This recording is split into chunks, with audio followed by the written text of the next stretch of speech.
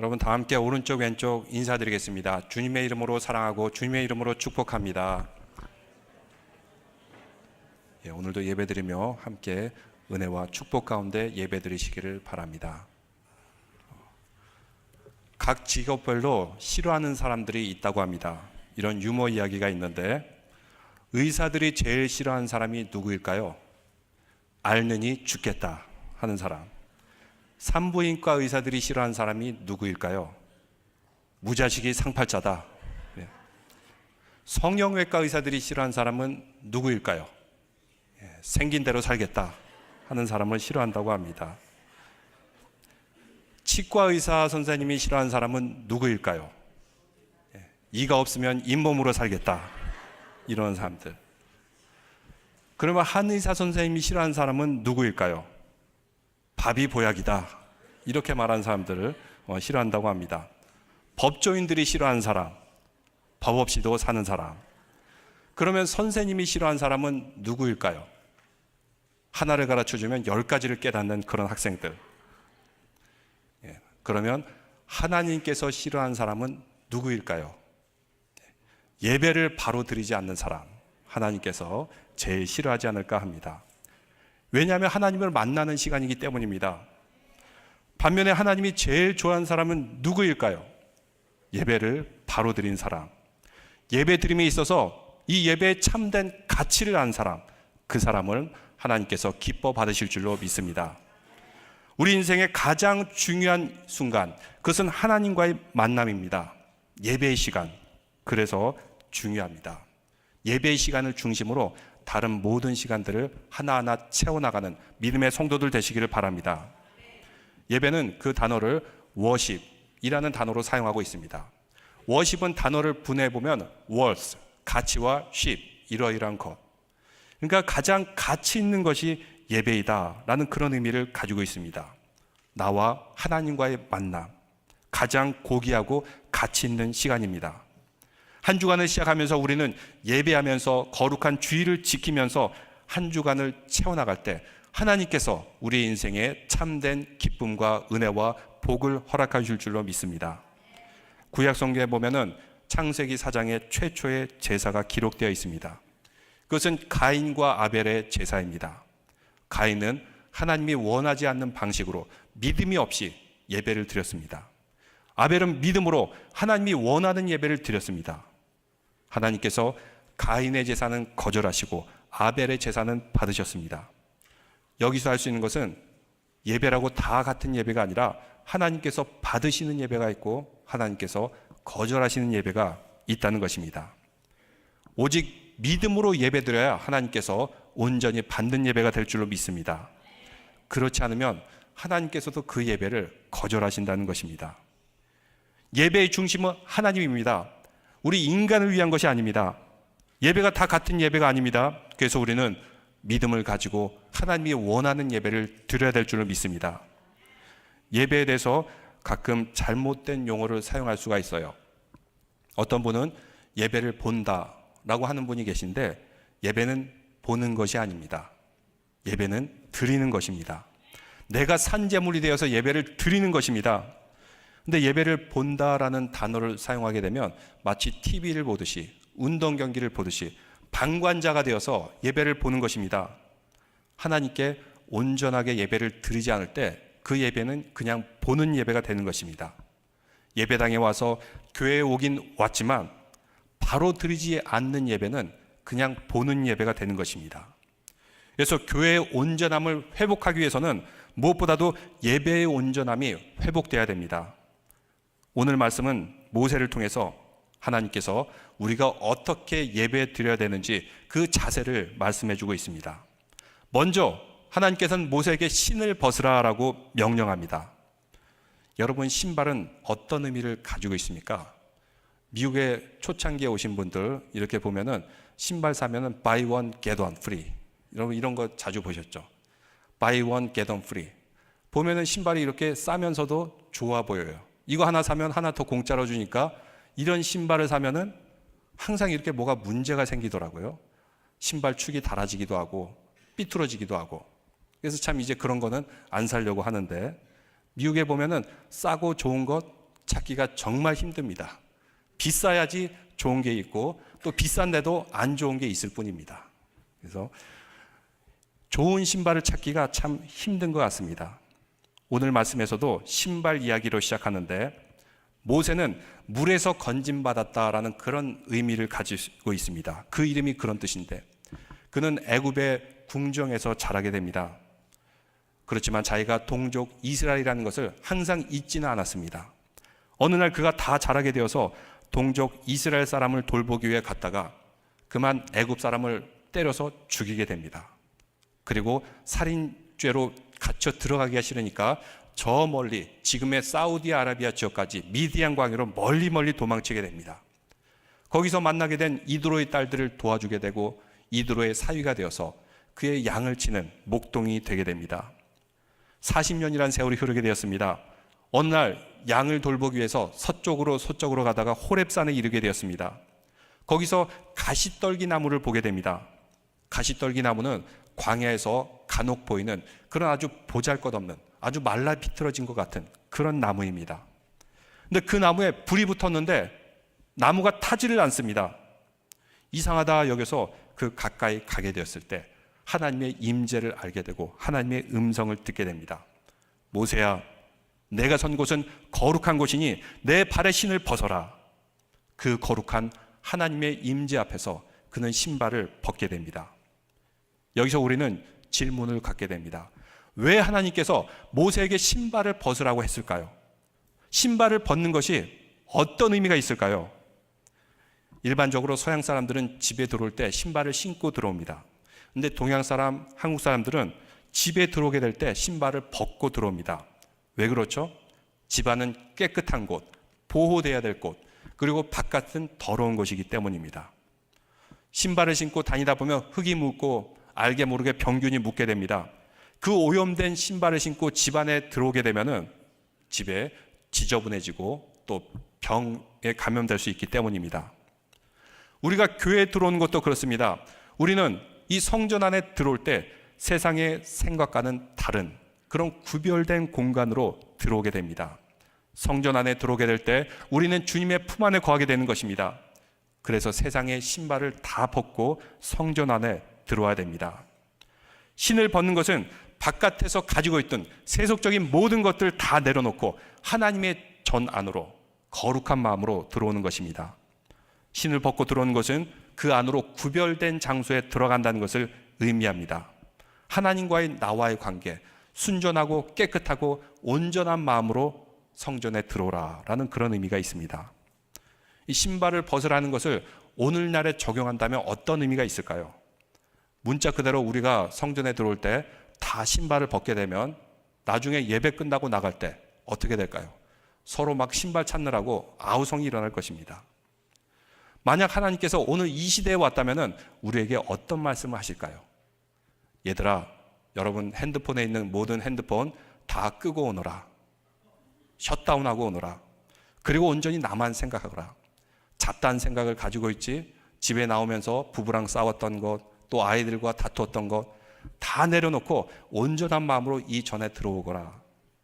이렇게 말씀하시지 않았을까요? 근데 예배당 안에 들어와서도 여전히 세상의 생각들, 세상의 신발들을 다 신고 들어오게 된다면 이 교회가 교회인지 세상인지 구분이 안 될 것입니다. 혹시 여러분 중에서도 이 거룩한 하나님의 성전을 세상과 구별하지 못하여 교회를 너무 이렇게 쉽게 생각하지는 않습니까? 하나님께서 모세에게 신발을 벗으라고 한 이유, 그것은 하나님이 임재한 곳은 거룩하고 성결한 곳이기 때문입니다. 하나님께서는 지금 모세를 불러 새로운 사명을 주고자 합니다. 인생의 새로운 챕터, 새로운 단계로 들어가는 모세에게 하나님께서는 신발을 벗고 오너라 이렇게 명령하십니다. 무슨 내용입니까? 9절부터 12절까지 나오는데 애굽에서 종살이하던 너의 백성들을 해방시켜라. 그런 사명을 모세에게 주셨습니다. 그때 하나님께서는 모세에게 그 위대한 사명을 맡기면서 내가 너로 하여금 더 튼튼하고 더 좋은 신을 주겠다. 이 신 신고 열심히 다녀라. 이렇게 말씀하지 않으셨습니다. 지금 신고 있는 신발마저 벗으라고 말하고 있습니다. 맨발로 들어오라. 모세의 신발은 어떤 신발이었을까요? 그는 그 신발을 신고 험한 광야길을 다녔습니다. 그 신을 신고 사막 한가운데를 지나기도 하고 양떼를 이끌고 험한 돌사막을 올라가기도 하였습니다. 어디를 가든지 그 신발이 있었기 때문에 그의 발이 보호받을 수 있었습니다. 이곳저곳 갈 수 있게 도와주었고, 험한 산에 올라갈 때 그의 발을 보호해줬고, 또 사막의 뜨거운 열기로부터 그의 발을 보호해주는 그가 의지하고 살아갔던 중요한 도구였습니다. 그런 의미에서 모세의 신발은 자기 경험일 수가 있고, 자기 능력일 수가 있고, 자기 힘일 수가 있습니다. 자기 의지일 수가 있습니다. 그 신을 신고 어디든지 갈 수 있었지만 그 세상에 돌아가는 마음과 생각, 이것을 가지고 하나님의 임재 앞에 함부로 나올 수 없다, 이렇게 말씀하고 있습니다. 하나님이 임재하는 곳은 거룩한 곳입니다. 그래서 하나님 앞에서는 그 신발을 다 벗어라. 내 경험의 신, 의지의 신, 내 능력의 신, 내 욕망의 신, 이것을 우리는 교회에 들어올 때도 여전히 신고 들어오지는 않습니까? 하나님께서 오늘 말씀을 통해서 거룩한 장소인 교회 안에서는 그런 세상의 신발을, 욕심의 신발을, 탐욕의 신발을, 나의 지식과 나의 경험의 신발을 다 벗고 이 자리에 오라고 말씀하고 있습니다. 그런 의미에서 우리가 예배당에 온다는 것은 세상의 신을 벗고 이 자리에 오는 것입니다. 우리는 세상의 신을 벗어야 됩니다. 왜냐하면 이 교회는 하나님의 거룩한 임재가 함께 있는 곳이기 때문입니다. 그래서 교회에서는 자기 주장의 신을 다 벗어버리기 바랍니다. 자기 생각의 신을 다 벗어버리기 바랍니다. 자기의 경험의 신을 다 벗어버리기 바랍니다. 이 신을 계속 신고 들어올 때 문제가 생길 수가 있습니다. 그 신을 여전히 신고 있다면 하나님을 온전히 만날 수가 없습니다. 왜 하나님의 음성이 들리지 않지 않습니까? 여전히 세상의 신을 신고 뻣뻣하게 서 있기 때문에 그 음성을 들을 수가 없습니다.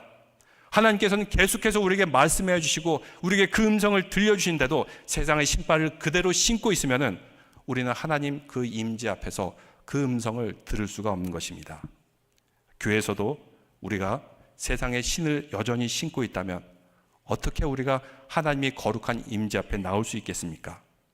모세와 같이 우리는 소명받은 자로서 주님 앞에 나갈 때 세상의 신발을 다 벗고 주님 앞에 무릎을 꿇고 온전한 심령으로 그 임재 앞에 나가시기를 바랍니다. 내가 신고 있는 교만의 신, 자랑의 신, 욕망의 신을 다 벗어야 됩니다. 또한 신을 벗고 하나님의 임재 앞에 나오는 이유는 우리의 몸과 마음과 힘을 다하여 하나님을 사랑하라는 의미를 가지고 있습니다. 예수님께서 사마리아 성을 지나다가 한 여인을 만나게 됩니다. 그 여인은 남편이 5번이나 바뀌었어요. 그러다 보니까 사람들로부터 손가락질 받는 것이 싫어가지고 낮 12시, 가장 뜨거운 시간, 사람들이 다 쉬고 있는 그 시간에 나와서 물을 기르러 오게 됩니다. 사람들이 눈을 피해 오고 싶었던 것입니다. 그 여인은 5번이나 결혼을 했다는 것은 아무래도 결혼을 통해서 행복을 찾으려고 계속해서 노력했던 것 같습니다.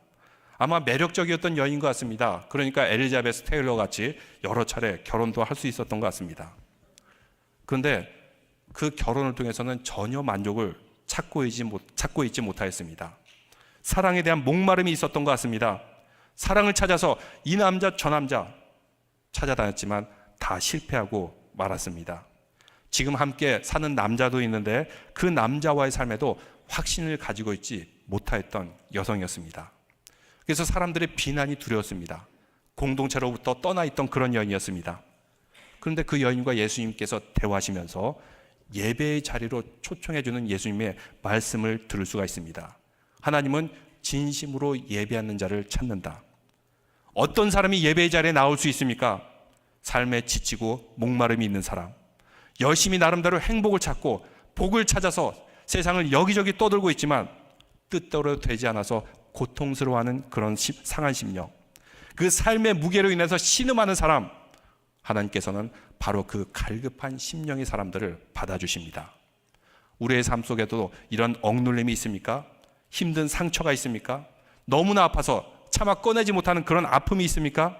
그 상처로 괴로워한 사람이 있습니까? 물질의 문제로 인해서, 가족의 문제로 인해서, 관계의 문제로 인해서 갈급합니까?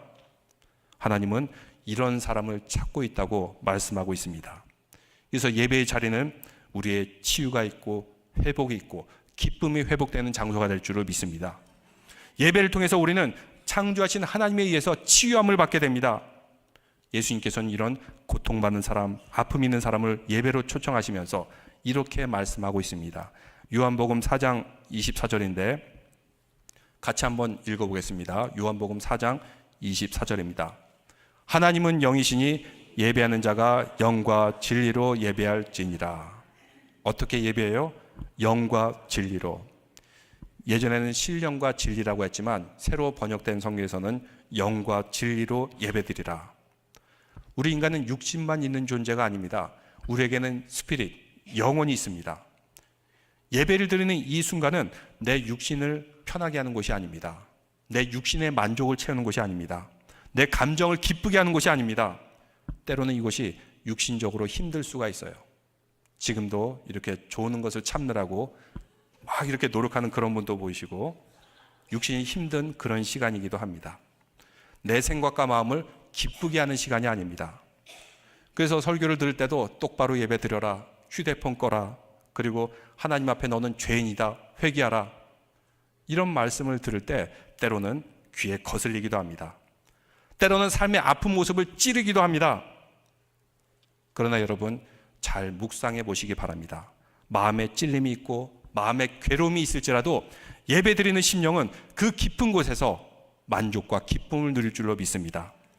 왜냐하면 영적인 갈급함을 채울 수 있기 때문입니다. 하나님이 영이 깃든 그 깊은 영혼에서는 심령이 살아나고 있는 것입니다. 거기에서 생수의 강을 발견할 수가 있습니다. 그런데 그것이 느껴지지 않는다면 그 영혼은 잠들어 있는 것입니다. 그래서 예배는 내 육신이 편하려고 하는 것이 아니라 내 영이 기뻐하고 내 영이 충만해지는 그런 믿음의 성도들 되시기를 주님의 이름으로 축원합니다. 또한 진리로 예배드리라고 말씀하고 있습니다. 진리, truth. 진심을 다해서 나의 진리로 다해서 하나님께 예배드리라는 것입니다. 하나님 앞에서는 나의 힘과 뜻과 모든 것을 다하여 예배드리는 것, 이것을 진리로 예배드리는 것이라고 말씀하고 있습니다. 내 마음에는 더러움과 추함과 아픔이 있습니다. 이 모든 것도 다 예배의 자리에 함께 나오라는 것입니다. 다윗이 나단 선지자로부터 책망을 받았습니다. 그러고 나서 그가 시편 51편 17절에 이렇게 말하고 있습니다. 51편 17절 같이 읽겠습니다. 하나님께서 구하시는 제사는 상한 심령이라. 하나님이여 상하고 통회하는 마음을 주께서 멸시하지 아니하시리이다.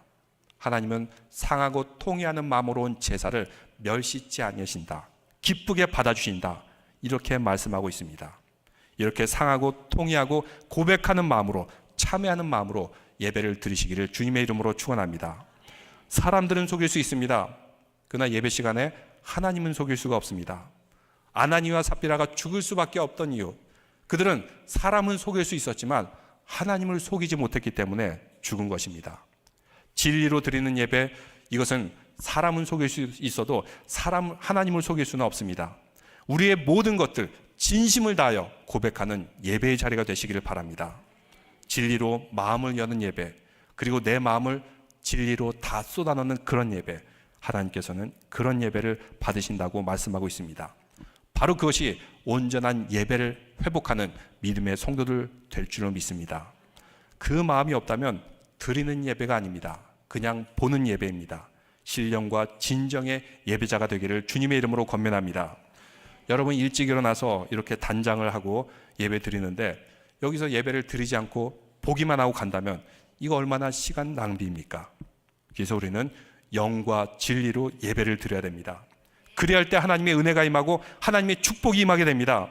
예배가 우리 시간에 가장 소중한 시간이 되고 이 예배가 회복되는 올해 2018년 한 해가 되시기를 바랍니다.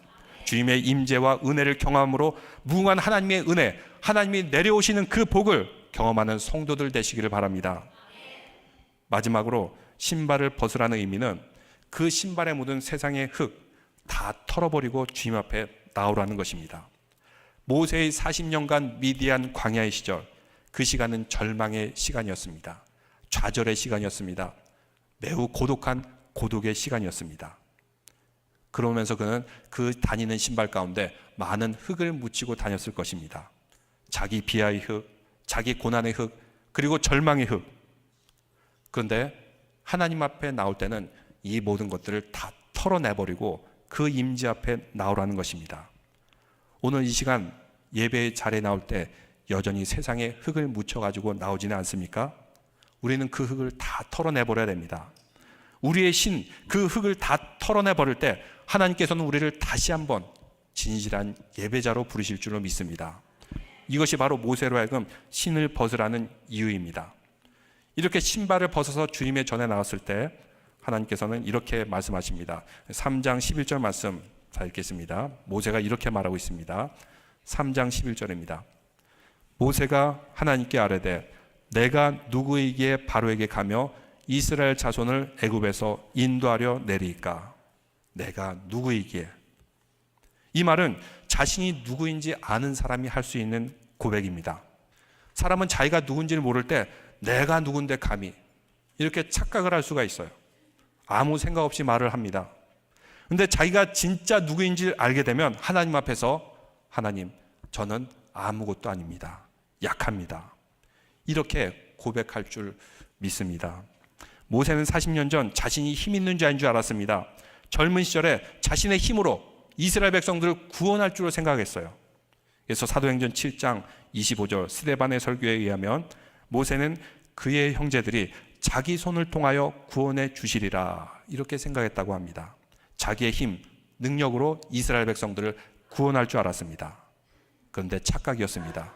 그는 결국 살인하고 도망쳐서 광야에서 40년을 보내면서 광야에서 깨닫던 것, 나는 아무것도 아닙니다. 나는 약한 존재입니다. 이렇게 광야에서 볼 수 있는 아주 보잘것없는 가시덤불 나무 같은 존재밖에 안 됩니다. 이렇게 고백하게 됩니다. 이렇게 고백하게 될 때 드디어 하나님께서는 그런 사람을 들어쓰십니다. 왜 그런 줄 압니까? 자기 힘으로 가능하다고 생각한 사람은 교만이라는 무대 조명에 빠져가지고 자기 힘으로 다 한 줄 알아요. 근데 나는 아무것도 아닙니다. 나는 약합니다. 그럴 때 하나님께서 채워주시는 능력과 은혜가 있습니다. 그래서 12절 말씀 보니까 이렇게 말씀합니다. 12절 말씀 다 같이 읽겠습니다. 하나님이 이르시되 내가 반드시 너와 함께 있으리라. 내가 그 백성을 애굽에서 인도하여 낸 후에 너희가 이 산에서 하나님을 섬기리니 이것이 내가 너를 보낸 증거이니라. 하나님께서 내가 누구이길래 하는 모세에게 뭐라고 대답하십니까? 반드시 너와 함께 있으리라. 근데 약간은 좀 동문서답 같아요. 내가 누구이길래? 그럼 하나님께서는 너는 나의 종이다. 내가 너에게 능력을 주겠다. 이렇게 말씀하시지 않고 내가 너와 함께 있으리라. 이렇게 말씀하고 있습니다. 이것은 하나님께서 그와 함께 있을 때 얼마나 크신 존재가 될지를 확인시켜 주는 것입니다. 내가 너와 함께 하리라. 하나님의 임재를 확인시켜 주는 겁니다. 우리가 하나님 앞에 예배자로 설 수 있는 것은 내가 자격이 있어서 나의 힘과 나의 의를 가지고 나오는 것이 아닙니다. 우리가 이 자리에 나오는 것은 하나님께서 함께 하신다는 그 임재, 그 동행, 그 부르심 때문에 우리는 이 자리에서 예배드릴 줄로 믿습니다. 우리는 그래서 하나님과 함께하고 있음을 잊지 말아야 됩니다. 교회 나올 때마다 우리와 함께 하시는 하나님, 그리고 이 예배 가운데 임하시는 그 임재의 하나님, 이것을 바라볼 수 있어야 됩니다. 모세는 하나님과 함께하는 것을 알기 때문에 신발을 벗게 됩니다. 그러고 나서 어떤 일이 일어났습니까? 나머지 광야의 40년 뭐라고 성경에서는 말씀하고 있습니까? 옷이 낡아지지 않았고 신발이 헤어지지 않았고 그 발이 부르트지 않았다. 이렇게 말씀하고 있습니다. 하나님께서 그들과 함께 동행하셨기 때문입니다. 계속되는 하나님의 말씀은 내가 너와 함께 하겠다, 너와 동행하겠다 말씀하여 주십니다. 이제 말씀을 맺겠습니다. 여러분은 이 예배 후에 혼자 집으로 가시렵니까? 아니면은 예배가 마쳤을 때 나와 함께 하리라 하나님과 같이 세상에 나가시겠습니까? 우리 믿음의 성도들은 하나님과 함께 세상에 나가서 승리하는 믿음의 성도들 되시길 바랍니다. 예배가 끝났다는 이유로 그냥 나가는 것이 아니라 거룩하신 하나님의 임재와 함께하고 지금 이 순간에도 우리에게 말씀하시는 그 주님의 손길, 주님의 말씀을 들으시기를 바랍니다. 하나님이 거룩한 임재로 나올 때마다 우리는 우리의 신을 벗어야 됩니다. 교만의 신, 불신의 신, 두려움의 신, 고독의 신, 신발에 묻은 흙도 다 벗어내버려야 됩니다. 그리고 지금도 우리와 함께 하시고 반드시 너와 함께 있으리라. 두려워하지 말라. 내가 너를 굳세게 하리라. 말씀 붙들고 세상에서 승리하는 믿음의 성도들 되시기를 바랍니다. 하나님께서는 지금 이 자리에도 함께하고 계십니다. 임재하여 계십니다. 우리가 말씀을 들을 때 임재하시고 우리가 찬양을 드릴 때, 기도할 때 이곳에 임재하여 계십니다. 모세에게 주신 그 음성 바로 우리에게도 주셨습니다. 내가 너와 함께 있으리라. 그러면 우리는 예배를 마치고 세상에 나갈 때 주님과 함께 나가시는 믿음의 성도들 되시길 바랍니다.